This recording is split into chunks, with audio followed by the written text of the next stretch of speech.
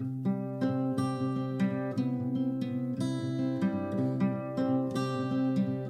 it cuts all those caps off, those tops off.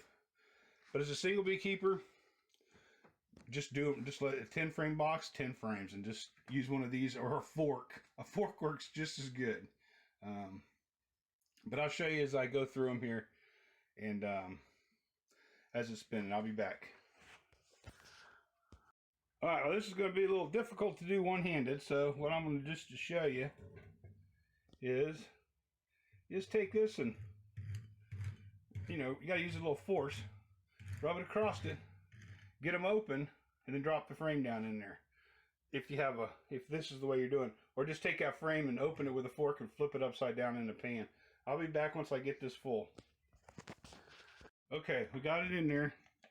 We're going to turn it on. We're going to go real slow for now. Because this thing, if I turn it on high, this thing will be bucking and running across the room.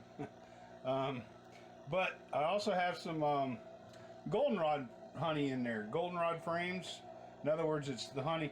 And that tends to crystallize. So we'll just let this, it'll run at a slow speed. And I'll go do other stuff. And I'll let it go and let it go until we're up to being able to spin it at high speed.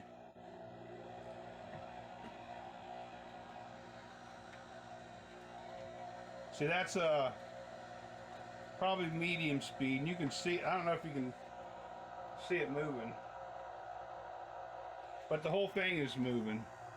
I don't know if you can see down there, but it's actually, it's throwing off all the comb and everything like that. And it'll take a while before it fills up enough that it'll actually drip out. But that's about it. You just keep, I'll let this run for a while, and then I'll take the ones. I got some in the, this spot right here is usually for deep frames, but I had one deep frame, so I just sort of just put some regular frames just to add as a counterweight. But you need to turn those.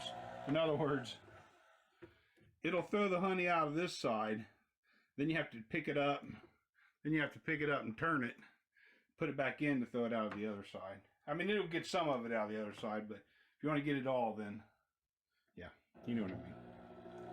I'll be back.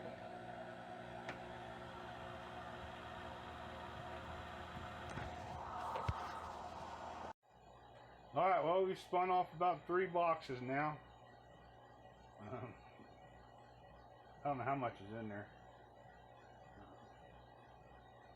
But that's what honey looks like before it's strained. Most people don't know what it looks like before it's strained. Because it's got a little bit of everything in. Honey's got a little bit of everything in there. There's wax, propolis, honey, pollen, sugar crystals, and maybe a bee part or two. Hopefully you don't get those, but... And this is going to be some good honey. This is a blend of 2020. This isn't just a spring honey or a single flower honey. This is the whole year. So this ought to be quite tasty once it's said and done. It looks a lot darker than normal. More of an amber than the light ambers that you see at the fairs and stuff. I think I'm going to try to enter one this year in the fair just to see what happens. But anyhow, I'm going to spin this off until this is full, the strainer's full, and then I'm going to put a lid on it. I'm going to set it out in the sun. Heat of the sun will make that drain real fast. And then the leftovers, I take those and set them out in the bee yard, and the bees will clean it all up pretty quick, and then I'll just have the wax left. And the wax will go into my, and I'll melt wax here in another month or so, once things slow down with the bees. Once we get through this next flow, the bees will slow down, they'll regroup, and they'll get ready for their 2 months of not a lot out there. The queen won't lay as much, things will slow down in the hive, and then in August, they'll start, well, they'll start laying again as soon as the aster and goldenrod come out.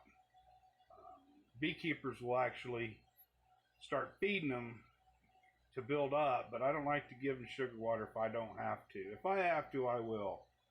But if you give it to them and you take honey like I do, then you could have sugar water in your honey because they'd store it. But my honey doesn't have any poisons because I don't use poisons to kill bugs or none. I let them take care of. I let them take care of everything.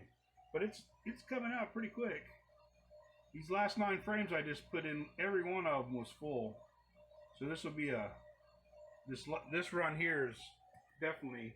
But I still got 3 boxes here and this whole stack over there, so still got quite a bit of honey to pull or spin. But I'll be back.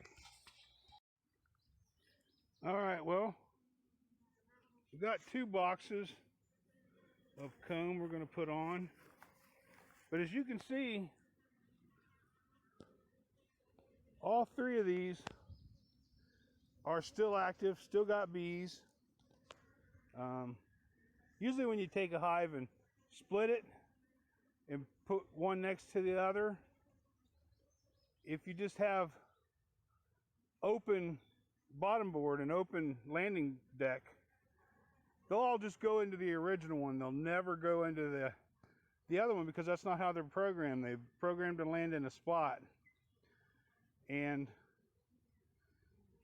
then the hive that you split will be empty of bees. You try, I mean, if people will know what I'm talking about if they've tried it before.